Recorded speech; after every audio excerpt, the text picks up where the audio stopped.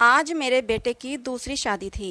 उसकी पहली शादी का क्या हुआ मैं उसे भूल जाना चाहती थी, क्योंकि वो बड़ी ही अजीब घटना थी। लेकिन आज उसकी दूसरी शादी थी। मुझे यकीन था कि वो मेरे बेटे का ख्याल जरूर रखेगी। मेरा बेटा बहुत कमा रहा था, अच्छा और बहुत ही सुंदर था। वो इस परिवार का एकमात्र वारिस था। सभी उसे प्यार करते थे, इसलिए किसी को भी ये बात अजीब नहीं लग रही थी कि उसकी दूसरी शादी इतनी जल्दी हो रही है। पर मेरा दिल धक धक कर रहा था। रात जैसे जैसे नज़दीक आ रही थी, मेरा दिल भी उतनी ही तेजी से धड़क रहा था और मैं चिंतित हो रही थी। मेरी बेटी को भी इस बात का पता था और वो भी मेरी ही तरह चिंतित थी। वो बोली कि अगर आज भी ऐसा ही हुआ तो फिर क्या होगा। मैंने कहा, अपने मुंह से कुछ अच्छा निकालो, मैं पहले से ही चिंतित हूँ। अब तो सभी मेहमान भी आ गए हैं। पिछली बार देश में एक महामारी के कारण इतने लोगों को आमंत्रित नहीं कर सके थे, लेकिन इस शादी में सभी रिश्तेदार बहुत उत्साह के साथ आए थे। इसलिए लोग पिछली शादी के बारे में ज़्यादा नहीं जानते थे और ये भी नहीं जानते थे कि ऐसा क्या हुआ कि उन्हें फिर से शादी करनी पड़ी। मेरा बेटा भी खुश था, कोई समस्या नहीं थी, क्योंकि उसकी ये पत्नी पहली पत्नी से कहीं ज़्यादा खूबसूरत थी और उम्र में भी छोटी थी, तो उसे तो खुश होना ही चाहिए था। सर्दी का मौसम था, ज़्यादातर मेहमान घर में ठहरे हुए थे। समारोह बाहर हो रहा था, नाच गाना चल रहा था, लोग आपस में हंसी मजाक कर रहे थे। मैंने अपनी जेठानी से कहा, दुल्हन दूसरे शहर से आई है, बहुत थक गई होगी, मुझे लगता है उसे दूल्हे के कमरे में नहीं भेजना चाहिए। मेरी जेठानी ने कहा, तुम्हें क्या हो गया है, उनकी अभी अभी शादी हुई है और तुम हो कि उनकी रात खराब करना चाहती हो। मानती हूँ शादी ब्याह में थकावट हो ही जाती है, लेकिन नया खून है, कॉफ़ी शॉफ़ी पिला दो, फ्रेश हो जाएंगे और फिर सुबह रिसेप्शन भी तो है। मैं बोली, वो थक जाएगी बेचारी। मेरी जेठानी ने कहा कि आजकल कोई भी इतना नहीं थकता, लड़कियों को तो अपनी शादी का बहुत शौक होता है, उसे अपने बेटे के कमरे में भेज दो। अब रात के 12 बज गए हैं, सुबह उठकर तैयार भी तो होना है। मुझे नहीं पता कि तुम इतना टाइम क्यों लगा रही हो, सभी रस्में हो चुकी हैं, हर कोई नाच गाकर थक गया है, बेचारी दुल्हन भी कमरे में जाना चाहती है। मेरी जेठानी तो वैसे भी बाल की खाल निकालने में माहिर थीं, सबसे बड़ी थीं, इसलिए सोचा इनसे सलाह मशवरा कर लूं। लेकिन उन्होंने मुझे ही अपनी बातें बता दी और फिर उसने खुद ही कहा कि अब दुल्हन कमरे में जाएगी। दुल्हन को कमरे में ले जाया गया। बाकी सबको कमरे से निकालकर मैं थोड़ी देर दुल्हन के पास ही बैठ गई। मैंने कहा, बेटा, तुम अपने परिवार में सबसे बड़ी हो, तुम बहुत ही धैर्यवान लड़की हो, इसलिए मैं तुम्हें पसंद करके आई थी। देखो बेटा, जब शादी होती है तो कुछ चीज़ें ऐसी होती हैं जो हमें पसंद नहीं आती, लेकिन मेरी बच्ची, तुम थोड़ा सब्र करना। उसने कहा कि मुझे समझ नहीं आ रहा कि आप क्या कह रही हैं। मैंने कहा कि अगर मेरा बेटा कुछ उल्टी सीधी बात करता है तो उसकी बातों पर ध्यान मत देना, कमरे की बात कमरे में ही रखना, सुबह मुझे बता देना, मैं तुम्हारी प्रॉब्लम को सुलझाने की कोशिश करूँगी। मेरी बात सुनकर वो थोड़ा घबरा गई थी कि मैं किस विषय पर बात कर रही हूँ। वो थोड़ा घबराई हुई सी बोली। फिर उसने कहा, ठीक है, मैं पूरी कोशिश करूँगी, अब इस घर की इज्जत भी मेरी इज्जत है। मैं दुल्हन का हाथ थपथपाकर बाहर आ गई। सब अपने अपने बिस्तर पर सोने चले गए थे। घर में बहुत सन्नाटा था, क्योंकि सब बहुत थक चुके थे, इसलिए सब सो चुके थे। जाड़े की रातें वैसे भी शांत होती हैं, लेकिन मैं सो नहीं पा रही थी। बहुत देर बाद आखिर मैं सोने चली गई, लेकिन मेरी आंखों में नींद नहीं आ रही थी और मेरी आंखें बार बार घड़ी की ओर ही देख रही थीं। काश सुबह जल्दी हो जाती तो मेरी सारी चिंताएं ख़त्म हो जातीं। लेकिन जैसे ही 2:30 बजे मैंने एक ज़ोरदार चीख सुनी और उसके बाद ही मुझे पता चल गया कि अब क्या होने वाला है। उसके बाद बार बार चीखें शुरू हो गईं। ये एक लड़की के चीखने की आवाज़ थी और वो लड़की कौन हो सकती है, मैं अच्छी तरह जानती थी। सभी मेहमान भी धीरे धीरे उठने लगे थे। अचानक मेरे बेटे के कमरे का दरवाज़ा खुला और मेरी बहू पागलों की तरह चीखती हुई बाहर भागी। उसे पता ही नहीं चला कि उसके पास तो दुपट्टा भी नहीं है। अस्त व्यस्त कपड़ों में बाहर भागती हुई आई थी। वो घर से बाहर भाग जाना चाहती थी, जब कुछ औरतों ने उसे पकड़ लिया और कहा, बेटा क्या हो गया, अपने आप को संभालो। सब उसको संभालने लगी, लेकिन वो बेहोश हो गई थी। जब कोई बेहोश होता है तो उस पर पानी के छींटे वगैरह मारे जाते हैं, लेकिन मेरी बहू तो पानी के छींटे मारने पर भी होश में नहीं आ रही थी। उसका पूरा शरीर ठंडा पड़ गया था। उसे फौरन अस्पताल ले जाया गया। मैं उसे अस्पताल ले जाना नहीं चाहती थी, क्योंकि फिर से वही तमाशा बन जाता, लेकिन और कोई चारा भी नहीं था। बेचारी बच्ची किसी भी तरह होश में नहीं आ रही थी। उसके माँ बाप को भी बुला लिया। उन्होंने भी एक दूसरे के कानों में बातें करनी शुरू कर दी। पता नहीं हमारी बेटी को क्या हो गया है, पता नहीं उसके साथ क्या सुलूक किया है। वो सब लोग मुझे अजीब सी नज़रों से देख रहे थे। सवाल ही सवाल थे हर तरफ, और मैं बेचारी परेशान सी हॉस्पिटल में घूम रही थी। मैंने घर आकर अपने बेटे से पूछना चाहा कि अब उसने क्या किया है, तो वो कमरे में ही नहीं था। उसका फ़ोन भी बंद था। कमरे की हालत बिल्कुल नॉर्मल थी। कोई भी ऐसी हरकत नहीं लग रही थी कि जैसे कोई चीज़ टूटी होती या उसने अपनी बीवी पर हाथ उठाया होता। लोगों के सवालों से बचने के लिए शायद मेरा बेटा अरविंद कहीं चला गया था। फिलहाल तो मुझे बहू की फिक्र थी। मैं अस्पताल वापस आ गई। 2-3 घंटे में अस्पताल वालों ने मेरी बहू को छुट्टी दे दी। मेरी बहू हमारे घर नहीं आना चाहती थी। वो बहुत ज़्यादा घबराई हुई थी, लेकिन उसकी माँ ने उसे समझाया कि तुम्हारी ससुराल ही चलते हैं, नहीं तो लोगों को मैं क्या जवाब दूंगी, लोग तरह तरह की बातें बनाएंगे। मैंने भी अपनी बहू को समझाया कि बेटा, सुबह मुँह दिखाई की रस्म पूरी हो जाए फिर अपनी माँ के घर चली जाना, मैं तुम्हें नहीं रोकूंगी। मेरी बात सुनकर मेरी बहू गुस्से में आ गई और बोली, भाड़ में गई आपकी रस्में, मैं आपके घर में एक पल के लिए भी नहीं रुकूंगी। मैं अपने घर जाऊंगी, और मुझे अपने घर जाने से न कोई समाज रोक सकता है न कोई कानून। मैं एक पढ़ी लिखी लड़की हूँ और मुझे अपनी ज़िंदगी अपने तरीके से जीने का हक है। मुझे आपके बेटे के साथ एक पल भी नहीं रहना। मेरी बहू ने अपना फैसला सुना दिया था। मैं चुपचाप आंखों में आंसू लिए उसे देखती रही। ये तो पहले भी हो चुका था जब अरविंद की पहली शादी हुई थी। मेरी पहली बहू के साथ भी वही हुआ था। वो मेरी पसंदीदा लड़की थी। वो मेरी बेटी की दोस्त थी और वो उसे बहुत पसंद करती थी। वो उसे बहुत खुशी के साथ घर लेकर आई थी। इन लोगों ने हमारा बहुत सहयोग किया था। वो एक अमीर पिता की बेटी थी। वो बहुत अच्छी लड़की थी। मुझे भी उसका घराना अच्छा लगता था। कुछ ही दिनों में मैंने महसूस किया था कि जैसे वो अरविंद को पसंद करने लगी है, और शायद इसीलिए रिश्ता भेजा गया था। लेकिन शादी के बाद उसके साथ भी ऐसा ही हुआ था। शादी की पहली रात वो भी चिल्लाते हुए कमरे से बाहर भागी थी, और उसके बाद मेरे बेटे की शक्ल देखने से भी मना कर दिया था। सबने उसे बहुत समझाया कि बेटा, अपनी ज़िंदगी के बारे में तो सोचो, लेकिन उसने कहा कि मेरी ज़िंदगी तो बर्बाद हो गई है। और अब इस लड़की को भी समझाया जा रहा था, लेकिन वो भी कह रही थी, अगर मैंने नहीं रहना तो मैं नहीं रहूँगी आपके बेटे के साथ। मेरा बेटा भी कोई जवाब नहीं दे रहा था। पता नहीं कहाँ चला गया था। लड़की का बाप बार बार कह रहा था कि उस व्यक्ति को बुलाओ, हम उससे पूछें कि उसने हमारी बेटी के साथ क्या किया है। अरविंद घर आ चुका था। सब उस पर सवालों की बौछार कर रहे थे, लेकिन उसने चुप साध ली थी। कुछ भी नहीं बोल रहा था। थक हार कर सब खामोश हो गए। लड़की के माँ बाप भी अरविंद को भला बुरा और धमका कर चले गए। वो अपनी बेटी को भी साथ ले गए। अच्छा खासा तमाशा हो गया था। सब मेहमानों के सामने हमारी नाक कट गई थी। लड़की के माँ बाप ने हमारी बेइज्जती करने में कोई कसर नहीं छोड़ी थी, लेकिन अरविंद अपने मुंह से एक शब्द भी नहीं बोल रहा था। अरविंद के पिता तो पहले ही इस दुनिया से जा चुके थे। सारी बेइज्जती मुझे अकेले ही सहनी पड़ी। घर में जमा लोगों ने भी हमें अच्छी खासी बातें सुना डाली थीं। लड़की की माँ तो काबू में ही नहीं आ रही थी। वो बहुत चीख चीख कर मुझे भला बुरा कह रही थी, लेकिन उसमें उस बेचारी की क्या गलती थी। आखिर उसकी बेटी की ज़िंदगी तबाह हो गई थी। आज खुद को बहुत अकेला महसूस कर रही थी मैं। काश अरविंद के पिता होते तो इतनी जल्दी हिम्मत ना हारती। लोगों के तानों को मैं अकेली ही सुनती रही। अरविंद बड़ा था। अरविंद से छोटी मेरी एक बेटी थी जो कॉलेज में पढ़ती थी। सब लोग आपस में कानाफूसी कर रहे थे। अरविंद को लेकर तरह तरह की कहानियां बनाई जा रही थीं। कोई कह रहा था पता नहीं शायद अरविंद पागल है, तो कोई कह रहा था लगता है अरविंद दिमागी मरीज है, तो कोई कह रहा था पता नहीं उसने नई दुल्हन के साथ ऐसा क्या किया कि वो इतना ज़्यादा डर गई। जितनी मुँह उतनी बातें थीं, लेकिन मेरे पास इन सब का कोई जवाब नहीं था। जब लोगों को असल वजह पता ना हो तो वो खुद की कहानियाँ बना लेते हैं, और ख़ुद की बनाई हुई उल्टी सीधी कहानियाँ सच से कहीं ज़्यादा ख़तरनाक होती हैं। लेकिन समस्या तो ये थी कि सच तो मुझे भी नहीं पता था कि ऐसा क्या था कि सुहागरात को ही मेरी बहुएं मेरे बेटे के कमरे से चीखती हुई भागती थीं। उस लड़की ने भी तो मुझे कुछ नहीं बताया था। मैंने खुद ही अपने मन में सोचा, हो सकता है उसने अपने माँ बाप को कुछ बताया हो। सच जानने के लिए मैंने उनके घर फ़ोन कर दिया। भले ही वो हमसे रिश्ता ख़त्म कर गए थे, लेकिन इंसानियत के नाते ही मैंने उसका हाल चाल लेने के लिए फ़ोन किया। फ़ोन लड़की की माँ ने उठाया था। मैंने पूछा, अब वो कैसी तबीयत है आपकी बेटी की?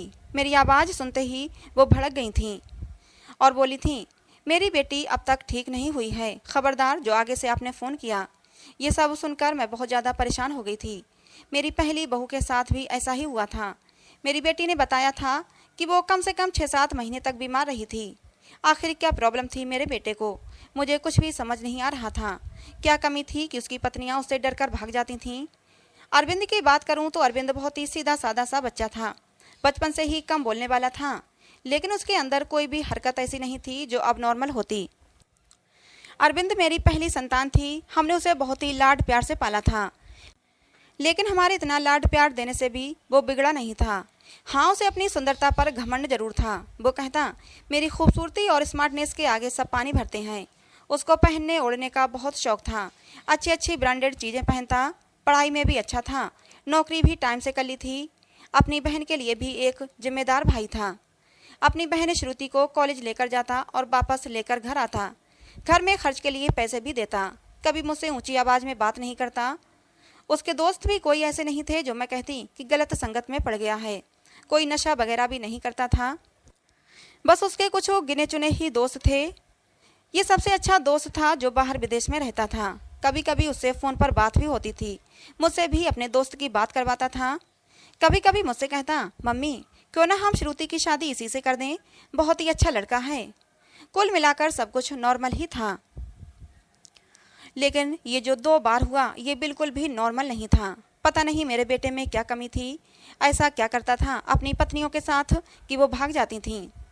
दिन धीरे धीरे आगे सरकते गए। अरविंद थोड़ा नॉर्मल हो चुका था। अब वो घर में थोड़ी बहुत बात भी करने लगा था। इस बार मैंने सोचा कि अरविंद की तीसरी शादी कराऊं और ऐसी लड़की से कराऊं जो मुझे बताए कि आखिर सुहागरात के कमरे में अरविंद ऐसा क्या करता है कि दुल्हन भाग जाती है। अरविंद की दूसरी दोनों पत्नियों से तलाक हो चुकी थी। मैं ये भी चाहती थी कि ये जो बहू आए वो मेरे घर में ही रहे, यहाँ से भाग कर न जाए। मैं किसी की ज़िंदगी बर्बाद करना नहीं चाहती थी, क्योंकि मैं भी एक बेटी की माँ थी और मैं ये अच्छी तरह से जानती थी कि तलाक का धब्बा एक लड़की के लिए कितनी बड़ी बदनामी होता है।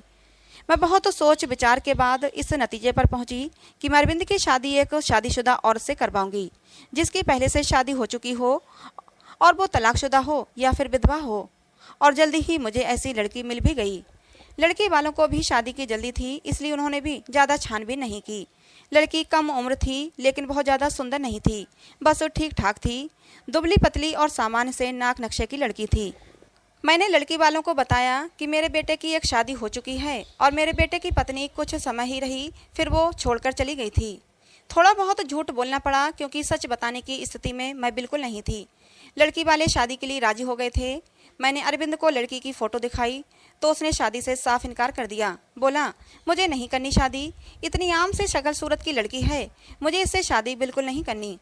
अरविंद की बात सुनकर मैंने उसे डांटते हुए कहा था, चुप हो जा, जिस तरह की तेरी हरकतें हैं उन हरकतों के चलते तो तेरी कभी भी शादी नहीं होनी चाहिए।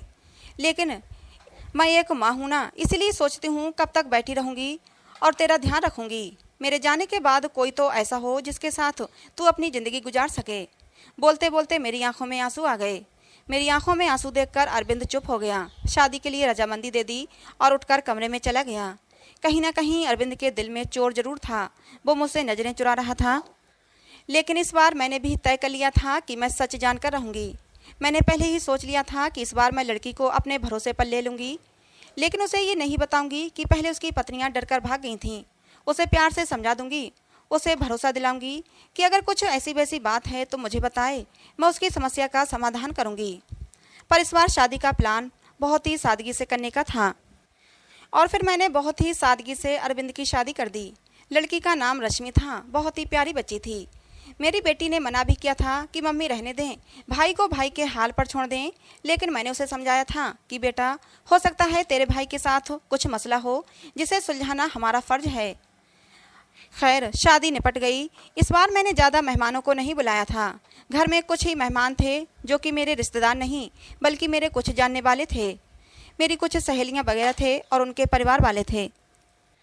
रश्मि को मैं अरविंद के कमरे में ले गई। उसे बेड पर बिठाते हुए मैंने रश्मि का हाथ अपने हाथों में लिया और उसे हल्के से दबाते हुए बोली, रश्मि बेटा, तुमसे बहुत ही ज़रूरी बात करनी है, बहुत ही ध्यान से मेरी बात सुनो।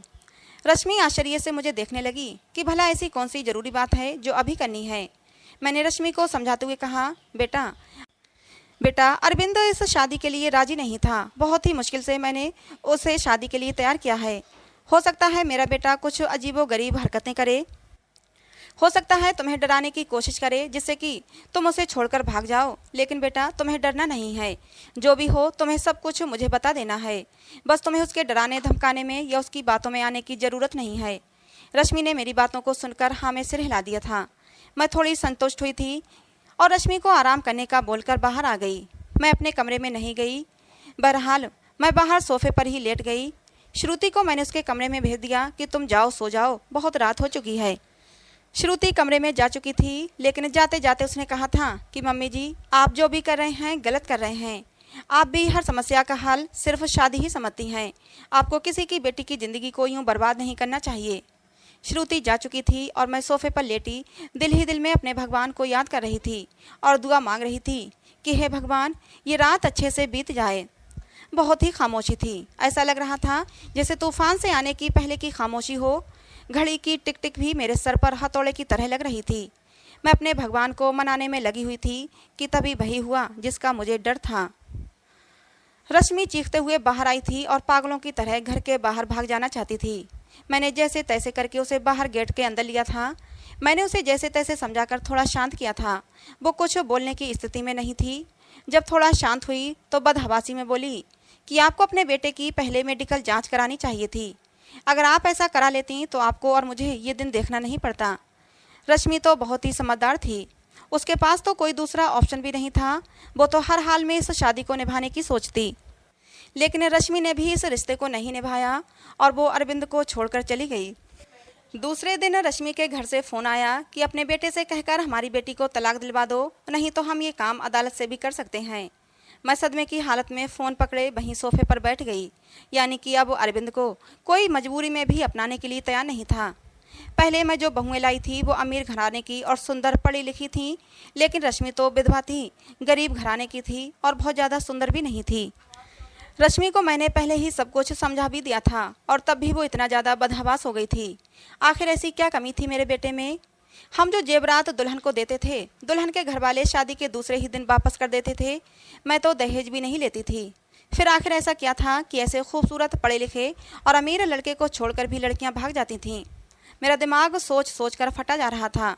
कैसे पता लगाऊं कि आखिर बात क्या है? अरविंद भी अपने मुंह से कुछ कहने को तैयार नहीं था।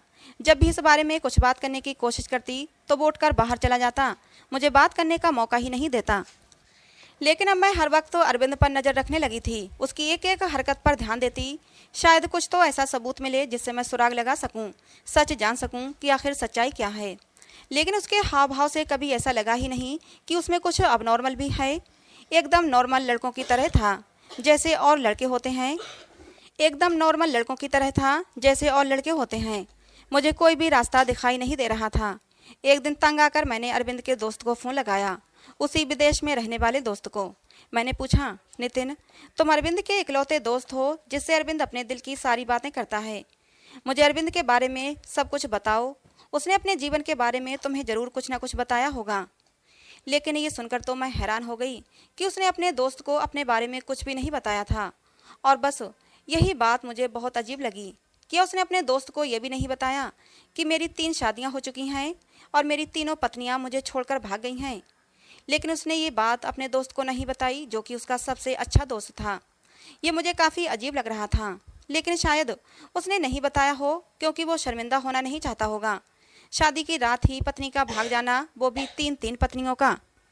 धीरे धीरे 6 महीने और गुजर गए। घर में सब कुछ नॉर्मल चल रहा था, लेकिन अरविंद को लेकर मैं बहुत ज़्यादा परेशान थी। ऐसा क्या था जो दुल्हन शादी की रात को ही भाग जाती थी? मैंने एक बार फिर से अरविंद की शादी के लिए सोचा और इस बार मैंने ठान लिया कि सच्चाई जानकर ही रहूंगी। इस बार मैंने लड़की को सब कुछ बता दिया, कुछ भी नहीं छुपाया। और लड़की भी किसी ऐसे घर से लाई थी जिसे शादी की सख्त ज़रूरत थी, क्योंकि ये लोग बहुत ही गरीब थे और उसके घर में उसके 2 छोटे भाई थे। मैंने कहा, तुम्हारे दोनों भाइयों की पढ़ाई की जिम्मेदारी मेरे ऊपर है और शादी में भी आप लोगों को कुछ भी खर्च नहीं करना पड़ेगा। लड़की को तो मैंने राजी कर लिया था, लड़की के माँ बाप भी राजी हो गए। लेकिन मैंने ये बात लड़की के माता पिता को नहीं बताई थी, बस लड़की को बता दी थी। लड़की थोड़ी घबराई हुई थी क्योंकि मैंने शादी से पहले ही सारी बातें लड़की को समझा दी थीं। पहले तो वो बहुत ज़्यादा डर गई, फिर खुद को संभालते हुए बोली कि कुछ भी हो, मैं इस शादी के लिए तैयार हूँ। अगर मेरे थोड़े से त्याग से मेरे भाइयों की ज़िंदगी बनती है तो उसमें बुराई क्या है। जो कुछ भी होगा उसे सहन करूँगी। और वैसे भी सारे समझौते औरतों को ही करने पड़ते हैं। लड़की, जिसका नाम सुमन था, भले ही गरीब घर की थी, लेकिन बहुत ही संस्कारी और समझदार लगी मुझे। दिल ही दिल में खुश हुई कि अगर सुमन मेरी बहू बनती है और मेरे घर में टिकी रहती है तो ये मेरे लिए बहुत ही सौभाग्य की बात होगी। संस्कारी होने के साथ साथ सुमन बहुत ही खूबसूरत भी थी। इस बार शादी मंदिर में हुई थी, सब कुछ ठीक था। और हैरानी की बात तो ये थी कि रात भी गुजर चुकी थी और सुबह हो चुकी थी। सुबह होते ही मैंने कमरे का दरवाज़ा खटखटाया, लेकिन किसी ने दरवाज़ा नहीं खोला। मैं बहुत परेशान थी, कोई दरवाज़ा नहीं खोल रहा था। थोड़ी देर बाद कमरे की दूसरी चाबी लेकर आई और मैंने खुद ही दरवाज़ा खोला। कमरे के अंदर का दृश्य देखकर मेरी चीख निकल गई, क्योंकि मेरी बहू बेहोश पड़ी थी। अरविंद कमरे में कहीं भी नज़र नहीं आ रहा था, शायद बाथरूम में था। मैंने जल्दी से डॉक्टर को बुलाया। डॉक्टर ने कहा कि वो सिर्फ डर की वजह से बेहोश हुई है, उसके शरीर पर किसी भी तरह के कोई चोट के निशान नहीं हैं। अरविंद के चेहरे से भी चिंता झलक रही थी। ऐसा लगता था कि जैसे वो भी परेशान है इन सब हालातों से। अच्छे से चेकअप करने के बाद और कुछ दवाइयाँ देकर डॉक्टर साहब चले गए थे। डॉक्टर ने कहा था कि सुमन को जल्दी ही होश आ जाएगा। अरविंद भी तैयार होकर अपने ऑफिस के लिए निकल गया था। मैं सुमन के पास ही बैठी रही। थोड़ी देर में सुमन ने आंखें खोल दी थीं। होश में आते ही वो बाहर की तरफ भागी थी, ये कहते हुए कि मुझे यहाँ नहीं रहना, मुझे अपने घर जाना है, अपने मम्मी पापा के पास। मैंने सुमन का हाथ पकड़ लिया। सुमन, तुम ऐसा नहीं कर सकती। मैंने तो तुम्हें सारी सच्चाई बता दी थी और तुम मान भी गई थी, फिर तुम अब ऐसा क्यों कह रही हो। लेकिन सुमन मेरी कुछ भी सुनने को तैयार नहीं थी। रोते हुए बोली, आंटी जी, मुझे माफ़ कर दो, मैं मजबूर हूँ, मैं यहाँ नहीं रह सकती। आप बेफिक्र रहें, मैं अपने मम्मी पापा को कुछ नहीं बताऊंगी, सब कुछ हैंडल कर लूँगी। बस आप मुझे इस घर में रहने को ना कहें। लेकिन सुमन, मुझे बताओ तो सही, आखिर ऐसा क्या हुआ था, मैं सच जानना चाहती हूँ। सुमन, तुमने मुझसे वादा किया था कि तुम अरविंद की सच्चाई मुझे ज़रूर बताओगी। आंटी, अरविंद के बारे में मैं कुछ नहीं बता सकती। अगर मैंने अरविंद के बारे में बोला तो वो मुझे जान से मार देगा। मुझे अपनी जान की परवाह नहीं है, लेकिन अरविंद मेरे भाइयों को भी नहीं छोड़ेगा। प्लीज़ मुझे जाने दें। उसकी आंखों में विनती के ऐसे करुण भाव थे कि मैं उसे रोक न सकी। सुमन चली गई थी। मैं इंतजार कर रही थी कि अब कुछ ही देर में सुमन के माँ बाप का फ़ोन आने वाला है, लेकिन ऐसा कुछ भी नहीं हुआ। शायद सुमन ने अपने माता पिता को कुछ नहीं बताया था। अरविंद की तीनों पत्नियों ने तो दूसरे दिन ही तलाक की मांग कर दी थी, लेकिन सुमन ने ऐसा कुछ भी नहीं किया था। इसका मतलब था सुमन अब भी मेरे बेटे की पत्नी थी। मैंने सोचा कि अब मैं अरविंद का चेकअप करा कर ही रहूँगी। अपने होशो हवास में तो अरविंद ऐसा कभी भी नहीं करने देता, इसलिए एक दिन मैंने अरविंद के खाने में नींद की दवाई मिला दी। अरविंद के गहरी नींद में जाते ही मैंने डॉक्टर को फ़ोन कर दिया। डॉक्टर ने अरविंद के कुछ सैंपल लिए और ये बोलकर कि जैसे ही रिपोर्ट आती है मैं आपको बताता हूँ, डॉक्टर चला गया। और फिर मैं बेसब्री से अरविंद की रिपोर्ट का इंतज़ार करने लगी। अगले दिन डॉक्टर का फ़ोन आया और उसने कहा कि अरविंद एकदम नॉर्मल है, उसकी सारी रिपोर्ट्स नॉर्मल आई हैं। ये सुनकर तो मेरे आश्चर्य की कोई सीमा ही नहीं थी। अगर अरविंद नॉर्मल है तो शादी की पहली ही रात में उसकी पत्नियां क्यों भाग जाती हैं। सोच सोच कर मेरा दिमाग फटने लगा। कुछ सोचकर मैं सुमन के पास गई। सुमन के माता पिता ने मेरी बहुत इज्जत की। शायद उन्हें सच्चाई का पता नहीं था। उन्हें लगता था कि मैं उनकी बेटी को घर ले जाने के लिए आई हूँ। मुझे देखते ही सुमन डर गई थी। वो हम लोगों के साथ ज़्यादा नहीं बैठी और अंदर कमरे में चली गई। मैं भी सुमन के पीछे पीछे उसके कमरे में आ गई। मुझे देखते ही सुमन बोली, आंटी जी, मैंने आपको पहले भी कहा था कि मैं आपके घर में नहीं रह सकती, फिर आप मुझे लेने क्यों आई हैं। मैंने सुमन को बहुत ही प्यार से अपने पास बिठाया और उसके सामने हाथ जोड़ते हुए बोली, सुमन, मेरी उम्मीद की आखिरी किरण अब तुम ही हो। तुम ही मुझे बता सकती हो कि आखिर मेरे बेटे में क्या कमी है। एक मजबूर माँ तुमसे हाथ जोड़कर विनती करती है, प्लीज़ मना मत करना। मेरी आंखों में आंसू और मेरे जुड़े हुए हाथ देखकर सुमन ने मेरे हाथों को थाम लिया और बोली, आंटी जी, मैं मजबूर हूँ, प्लीज़ आप मेरे सामने हाथ मत जोड़ें। जब सुमन किसी तरह सच्चाई बताने के लिए राजी नहीं हुई तो फिर मैंने सुमन से कहा, ठीक है, तुम अपने मुंह से कुछ मत बताओ, मैं खुद अपनी आंखों से देख लूँगी, लेकिन तुम मेरी मदद तो कर ही सकती हो ना। तुम आज रात के लिए मेरे बेटे के कमरे में फिर से रुक जाओ, मैं सारी सच्चाई अपनी आंखों से देख लूँगी। पहले तो सुमन डरती रही, लेकिन मेरे बहुत समझाने पर कि मैं तुम्हारे साथ रहूँगी, तुम्हें कुछ नहीं होगा, वो मान गई थी। मैं सुमन को अपने घर ले आई। सुमन के माता पिता ने बहुत ही खुशी से अपनी बेटी को विदा किया था। एक बार फिर से सुमन को दुल्हन बनाकर मैंने अरविंद के कमरे में बैठा दिया। अरविंद को मैंने पहले ही फ़ोन कर दिया था कि सुमन घर आ गई है, तुम भी ऑफिस से जल्दी आ जाना, आज मैं घर पर नहीं मिलूंगी। तुम्हारी मौसी की तबीयत खराब है, वहाँ जा रही हूँ और रात भर वहीं रहूंगी। मेरी बात सुनकर अरविंद ने सिर्फ हूँ में जवाब दिया था और फ़ोन काट दिया था। मैं अरविंद के कमरे में ही छुपकर बैठ गई। आज सब कुछ मैं अपनी आंखों से देख लेना चाहती थी। कुछ ही देर में दरवाजा खुला था और अंदर कमरे में अरविंद दाखिल हुआ। उसने एक नज़र सजी समरी बैठी सुमन पर डाली थी और बिना कुछ कहे बाथरूम में घुस गया था। सुमन डरी सहमी सी बैठी थी कि जैसे अभी उठकर भाग जाएगी। मैं भी सांस रोके आने वाली सिचुएशन के लिए खुद को तैयार कर रही थी कि तभी अचानक बाथरूम से किसी औरत के चीखने की आवाज़ें आने लगीं। आवाज़ें सुनते ही सुमन बेड से नीचे उतरकर खड़ी हो गई थी। डर से वो थर थर काँप रही थी। मैं भी हक्का बक्का सी खड़ी थी। अंदर तो अरविंद गया था, फिर ये औरत की आवाज़ क्यों? तभी अरविंद बाहर निकला और अरविंद को देखते ही मैं बेहोश होते होते बची। उसने अपना हुलिया एकदम से बदल लिया था। उसने औरतों जैसे कपड़े पहन रखे थे, बहुत ही बेहुदा सा या यूं कहिए कि बहुत ही डरावना सा मेकअप कर रखा था। आंखों में जैसे खून उतरा हुआ था। आवाज़ भी लड़की की तरह ही निकाल रहा था। तुमसे मना किया था, मेरी ज़िंदगी में दोबारा मत आना। तुमने मेरी बात नहीं मानी, अब तुम अपनी मौत की खुद जिम्मेदार होगी। बहुत ही भयानक हंसी हंसता हुआ अरविंद सुमन की तरफ बढ़ा था। सुमन चीख मारती हुई मेरे पास आ गई थी। मैं भी बाहर आ गई थी और अरविंद को रोकने की कोशिश कर रही थी। अरविंद, क्या हो गया है तुम्हें? तुम होश में तो हो? अरविंद ने मुझे जोर से धक्का दिया था। कौन अरविंद? परमिला नाम है मेरा। मौका देखकर सुमन कमरे से भाग गई थी। इससे पहले अरविंद फिर से मेरे पास आता, मैं भी कमरे से बाहर निकली और कमरे को बाहर से बंद कर दिया। अरविंद की भयानक हंसी मुझे बाहर तक सुनाई दे रही थी। मैं डरी सहमी सुमन को अपने सीने से लगा रखी थी। हालांकि मैं खुद भी बहुत ज़्यादा सख्ते में थी और डरी हुई थी। आंटी जी, मुझे नहीं मरना है। अरविंद मुझे जिंदा नहीं छोड़ेगा। उसने मुझसे कहा था अगर मैंने किसी को कुछ बताया तो वो मुझे मार डालेगा, साथ में मेरे भाइयों को भी। मुझे और मेरे भाइयों को बचा लो आंटी जी।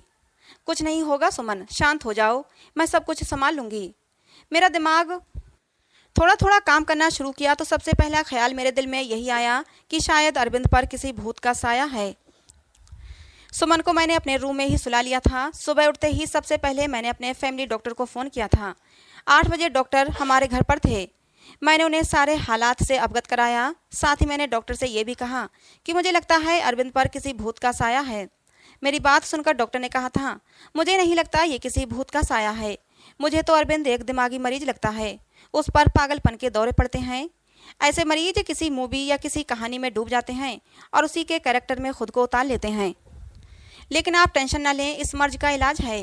अपनों के प्यार से और कुछ दवाइयों के जरिए मरीज ठीक हो जाता है। थोड़ा टाइम लगता है बट मरीज बिल्कुल पूरी तरह से ठीक हो जाता है। नई दुल्हन को देखकर अरविंद पर पागलपन के दौरे पड़ते हैं और ये दौरे अरविंद को क्यों पड़ते हैं इसका सुराग उसके कमरे से ही मिलेगा। एक बार सुराग हाथ लग जाएगा तो उसका इलाज हम अच्छे से कर सकेंगे। डॉक्टर मुझे तसल्ली देकर चले गए थे। सुमन जाग चुकी थी, रात से थोड़ा सामान्य लग रही थी।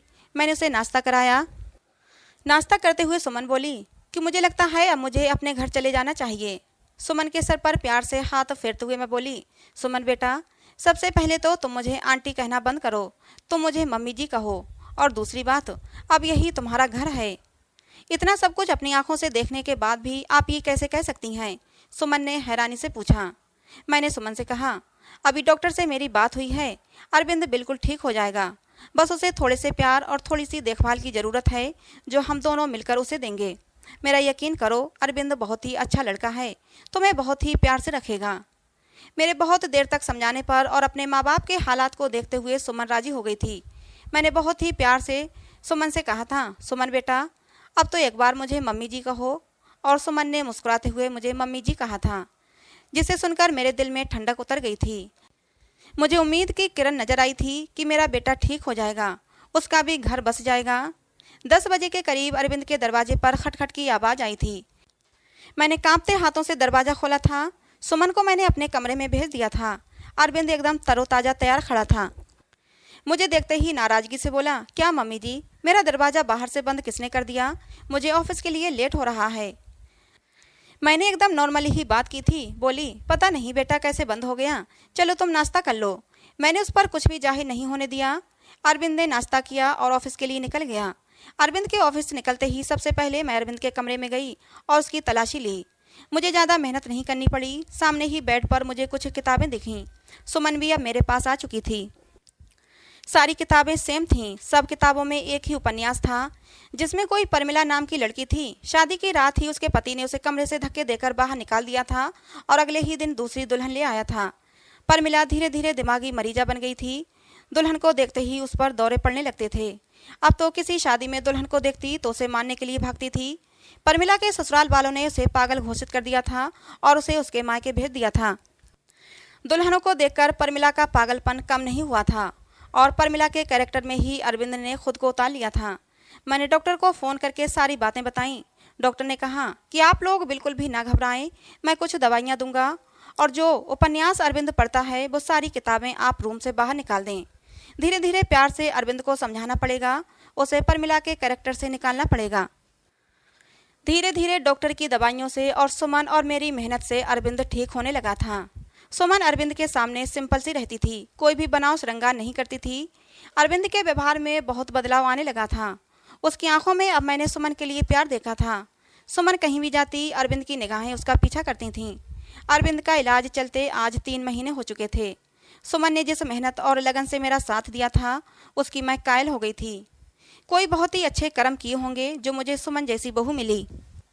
सुमन अब भी मेरे साथ मेरे कमरे में ही सोती थी, लेकिन आज मैंने सोच लिया था कि सब कुछ फाइनल हो जाना चाहिए। मुझे पूरा विश्वास है कि अब अरविंद बिल्कुल ठीक हो चुका है। मैंने सुमन से कहा कि सुमन, आज तुम्हें आखिरी कदम और उठाना पड़ेगा। इसके बाद तुम्हारी ज़िंदगी में खुशियाँ ही खुशियाँ होंगी। सुमन नासमझी से मेरी तरफ देखने लगी। फिर मैंने उसे समझाया कि सुमन, आज तुम्हें दुल्हन बनकर अरविंद के कमरे में बैठना होगा। मेरी बात सुनकर सुमन डर गई थी, लेकिन फिर जल्दी ही संभल भी गई। शायद उसे भी यकीन था कि अरविंद अब ठीक हो चुका है। वो भी अरविंद की प्यार भरी नज़रों को समझ चुकी थी। सुमन, तुम्हें डरने की कोई ज़रूरत नहीं। तुम दरवाज़ा खुला रखना। दरवाजे के बाहर ही मैं खड़ी रहूँगी जब तक कि तुम दोनों के बीच में सब कुछ ठीक नहीं हो जाता। जैसे ही तुम्हें कुछ गलत लगे तो फ़ौरन बाहर भाग आना। रात को अरविंद के आने से पहले ही मैंने सुमन को दुल्हन की तरह सजाया। अरविंद के बेड को भी बहुत ही खूबसूरती से सजाया था मैंने। अरविंद के आने का टाइम हो गया था। मैंने सुमन को सजे सजाए बेड पर बिठा दिया और बाहर आ गई। थोड़ी देर में अरविंद भी आ चुका था। खाना खाते हुए अरविंद की निगाहें इधर उधर कुछ ढूंढ रही थीं। मैं समझ गई थी कि अरविंद किसे ढूंढ रहा है, लेकिन मैं अनजान बनी रही। कुछ देर में अरविंद खुद ही बोला, मम्मी, सुमन कहीं दिखाई नहीं दे रही, क्या कहीं गई हुई है? मेरे बोलने से पहले ही श्रुति बोल पड़ी, भैया, भाभी तो आपके ही। इससे पहले कि श्रुति अपनी बात पूरी करती मैंने उसे चुप करा दिया। मैंने मुस्कुराते हुए कहा, अरविंद, तुम पहले खाना ख़त्म करो, उसके बाद अपने कमरे में जाओ तो तुम्हें अपने सवाल का जवाब मिल जाएगा। खाना खाने के बाद अरविंद अपने कमरे में चला गया। मेरा दिल जोरों से धड़क रहा था। अब पता नहीं क्या होने वाला है। हे भगवान, सब कुछ ठीक हो। मैं भी अरविंद के पीछे पीछे चली और बाहर गेट पर ही रुक गई। मैं अंदर कान लगाकर सुनने की कोशिश कर रही थी कि अंदर सब कुछ ठीक तो है। खड़े खड़े मुझे काफ़ी देर हो गई थी, लेकिन अभी तक अंदर शांति थी। और फिर कुछ ही देर में मुझे सुमन और अरविंद की सरगोशियाँ सुनाई देने लगीं, लेकिन प्यार में डूबी हुई सरगोशियाँ। मैं मुस्कुरा दी। मेरे अंदर तक सुकून उतर गया। मैंने मन ही मन भगवान को धन्यवाद दिया और अपने कमरे में आ गई और सुकून से लेट गई। सुबह मेरी आंख देर से खुली। जल्दी जल्दी उठकर किचन की तरफ भागी तो सुमन को किचन में पहले से मौजूद पाया। मुझे देखकर सुमन के चेहरे पर मुस्कुराहट आ गई। सुमन की झुकी हुई नज़रें और शर्मीली मुस्कुराहट से ही मैं पहचान गई कि सब कुछ ठीक है। मैंने प्यार से सुमन के माथे को चूमते हुए कहा, सुमन बेटा, तुम इतनी सुबह किचन में क्या कर रही हो? सुमन थोड़ा शर्माते हुए बोली, मम्मी जी, वो अरविंद को कॉफ़ी चाहिए थी, वही बना रही थी। सुमन को कॉफ़ी बनाता छोड़कर मैं बाहर हॉल में आ गई और सोफे पर बैठकर मैंने आंखें बंद कर लीं। आज मेरे अरविंद के और सुमन के जीवन में खुशियाँ ही खुशियाँ थीं। भगवान मेरे परिवार को किसी की नज़र न लगे। तो दोस्तों, आपको हमारी ये कहानी कैसी लगी कमेंट बॉक्स में ज़रूर बताना। पसंद आई हो तो प्लीज़ लाइक करना। ऐसी और कहानियों के लिए हमारे चैनल को सब्सक्राइब करना। मिलते हैं दोस्तों अगली किसी नई कहानी में।